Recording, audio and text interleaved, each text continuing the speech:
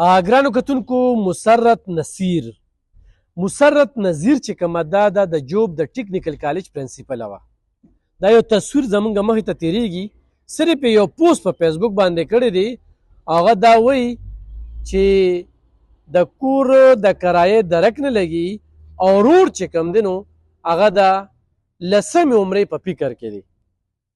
نو بیا ویل کېږي چې دغه پوسټ په فیسبوک باندې شیر کړی شو، نو خپل رور لګي شو او دغه خپله خور یې ویشتله.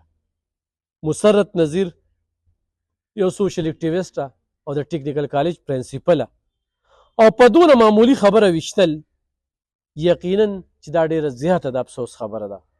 ادم برداشت ختم شوی دی.